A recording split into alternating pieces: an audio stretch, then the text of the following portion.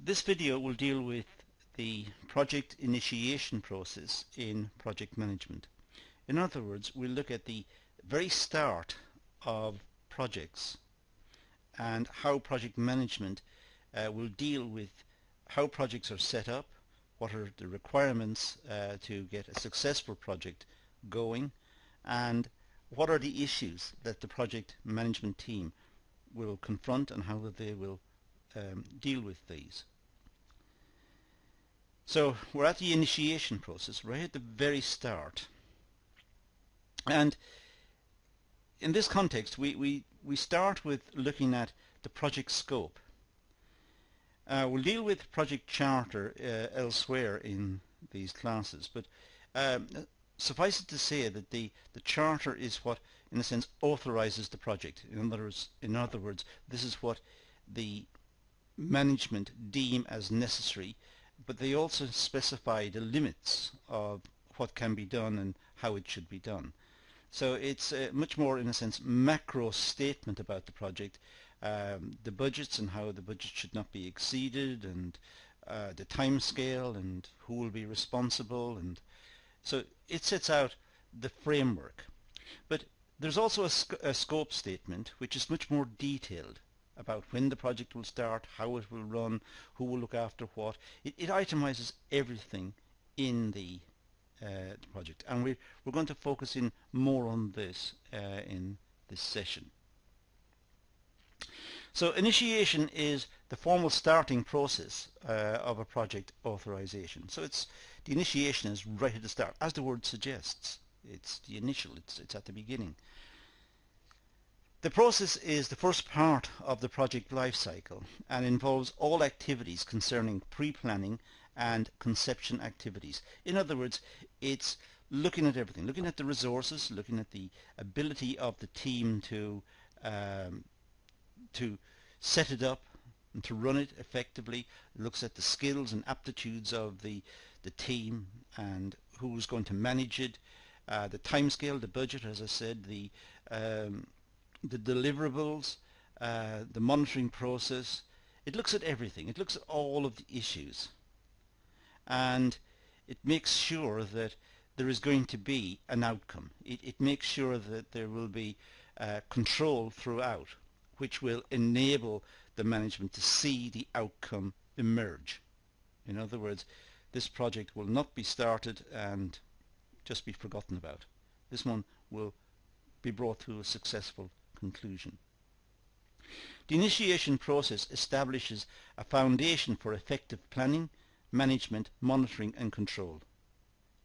So it's planned in detail, it's managed, and then it's monitored carefully, and it's controlled. So it does come to a conclusion. It comes to the end as anticipated. Now, what is project scoping? Well, project scoping is the process of defining the key project processes and purposes. In any project, there must be key issues that must be addressed. The project scoping statement must identify those. These are the ones that must be completed. It sets out the sequence of events, the sequence that must be followed. And it talks about the milestones, where they've got to in terms of what has to be achieved before they move on. In other words, it's a detailed plan showing the progression from start to finish. The scope provides an outline and boundaries of the project, the goals, the key responsibilities, procedures, deliverables, project approval and verification, right from the start, as I said, to the end. It talks about the goals, who's responsible for each part of the project, how it's going to be done, and how the management know that each part has been completed successfully and properly. What are, in other words, the deliverables at each stage? And the project approval, who signs it off, and the verification, the checking process at the end to make sure that it has achieved what it set out to do. A statement which discusses the benefits of the project to the organization. essentially that's what the scoping statement is. It sets out the benefits of the project to the organization, but it also sets out in detail how it's going to be done. Now let's talk more about the project scope statement.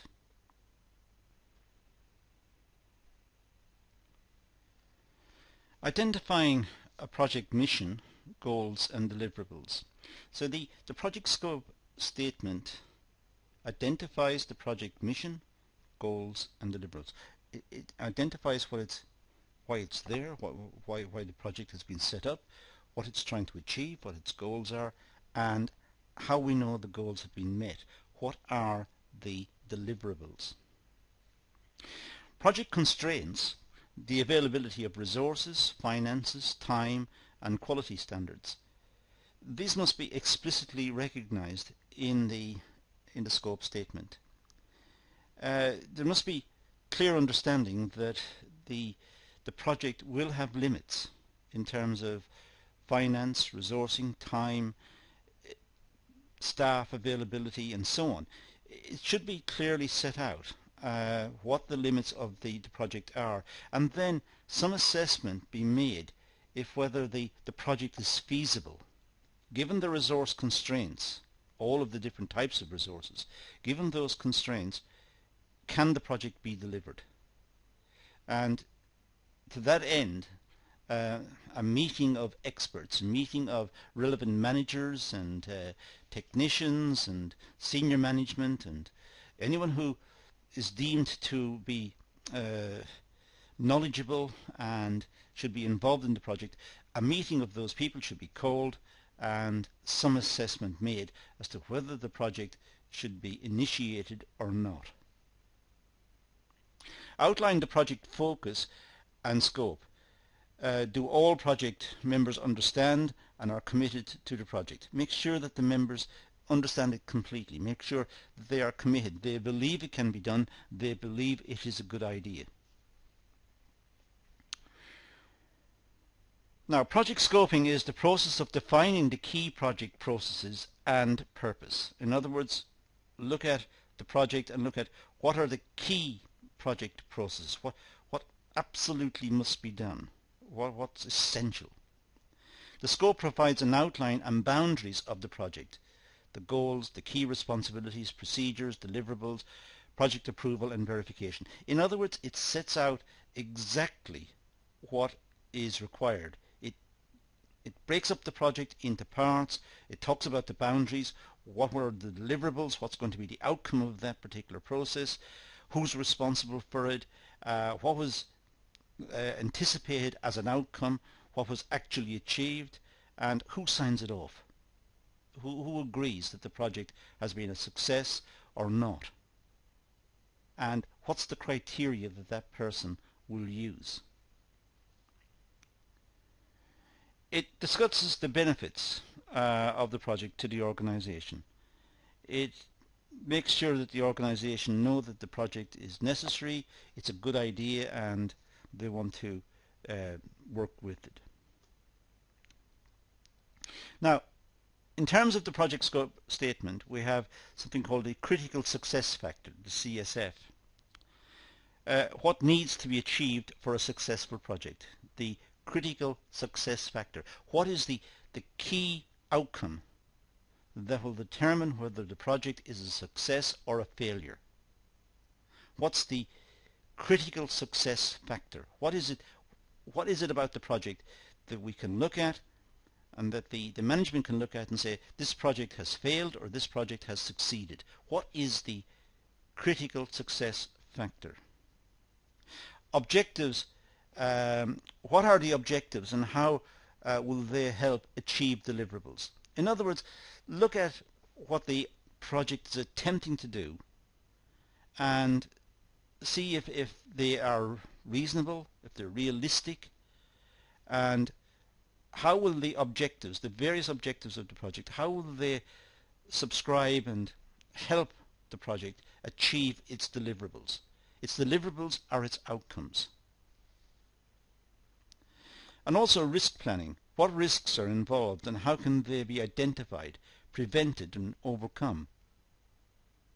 In most projects, virtually all projects, there are risks. Risks of failure, risks that something will go wrong, something wasn't anticipated. So look at the risks, and should something arise, then how can the project be put back on course? How can the risks be overcome, in other words? Now the charter. Well, a project charter is a formal document produced during the initiation stage.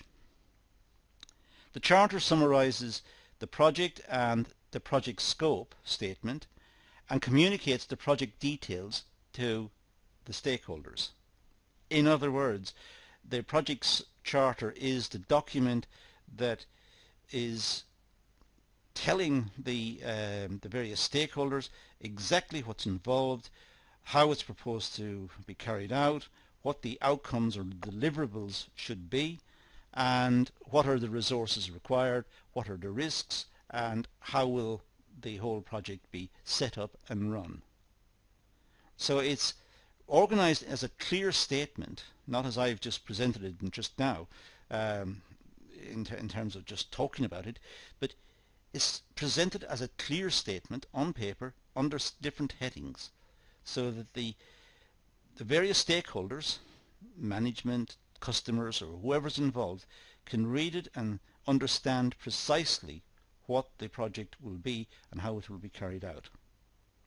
The charter is the formal documentation that give the project meaning, status and acknowledgement. So the charter is what approves the project. The scope is talking about the processes, the details, how it will be done, what's required, who will do it, what the outcomes will be, and so on. The charter is what approves the project. The charter is validating the project. It's setting it up. It's giving it authority to run. Now the project charter layout. Well, in the project charter layout we'll have the purpose of the project. What is the purpose? What's it trying to do? The objectives, the key deliverables the project will achieve. Clearly the charter must state what they hope will be the outcomes. And what outcomes will be expected? What are the results? What's it aiming to achieve? And then who are the customers or the clients, and how will they judge the project outcomes? So the project must be aimed at someone, perhaps at customers, or aimed at the organization in terms of improving the efficiency of the organization. So it doesn't matter if the customers are external or internal, the customers must see the benefits of the project. And certainly when the project is completed, there must be benefits accruing to whoever commissioned it and whoever agreed to it. Then who will sponsor the project? In other words, what people, what managers will put their name to the project? In other words, the managers have belief in the project. They believe that it's a good idea and they should therefore sign up to the project. They should recommend the project, approve the project. Who are the various stakeholders? Well, it could be the managers, the project manager who's involved, parts of the team, the customers clearly are involved, shareholders may be involved, may be consulted, other budget holders and other managers who may have to release resources to enable the project to happen. So there's a wide range of stakeholders and they should be identified and their contribution recognized as well. Then state specific deliverables that are to be achieved. In other words, what are the outcomes precisely? What can be expected from the project? It may be that there's going to be one deliverable, one outcome at the end of the project, or it could be that there are going to be various deliverables throughout the life of the project that the stakeholders can see. But these should be specified. Then of course the budget must be agreed. How much should be set aside for this, and is it realistic?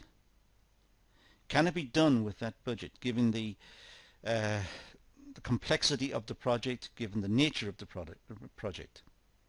So a realistic budget must be allocated. It should not be excessive, but it should not be underdone either. And there must be an end time. There must be an end date. If not, it will drag on for ages. It will drag on forever. So there must be a completion date. The project manager and the various people working on the project, they must know that this will end at a particular time. That this particular cycle, at least, if it's an ongoing project, they must have it in cycles, and it must be completed by a certain date. They must have a target, and they must try to achieve that target. Then there should be a schedule and a project plan. It's important that all the resources are scheduled, and as to when they're going to arrive, who's going to work on what, where the job will be done, what machinery, what inputs are required. There must be a plan and a schedule. It must be detailed and it must be logical.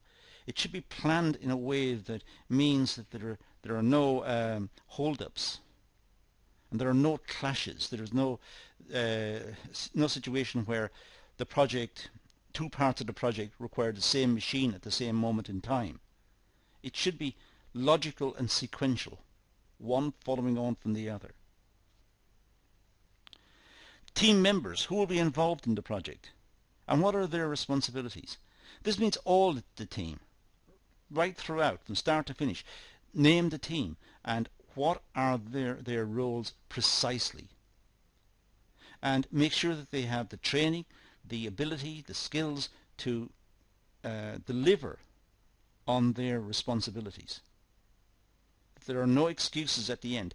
In other words, the team is adequate for the purpose that it's been given. And how will performance be monitored and controlled? Will it be controlled by the project manager or by outside managers who were brought in to check tolerances, check design, check progress? How will it be monitored? Who will do the monitoring?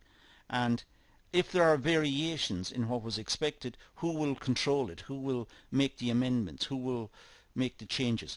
What's the mechanism to alter the project if it's deemed necessary when they're doing it in practice? If there's a variation from the plan, why is there a variation from the plan? What caused it and what can be done? What remedial action can be taken to put the project back on course? Now all of this has to fit into the project charter. So you can see the project charter is not just authorizing the project, it's quite a detailed statement. The project scope is setting out all the sequences and the plans for how it's going to be done and who's going to do it and what the project's about. The project scope is setting out the limits of the project, what can be done. The charter is specifying in a much more detailed way who owns the project, how it's going to be looked after, how it's going to be delivered, is it feasible, and so on. And it should really hit these 12 points we've got on the slide now. So those are some of the issues involved in the project initiation process. When a project is just about to be set up, this is the starting point, and these are the issues that should be considered. And that's all we're going to deal with here. So let's leave it at that and say thank you for watching.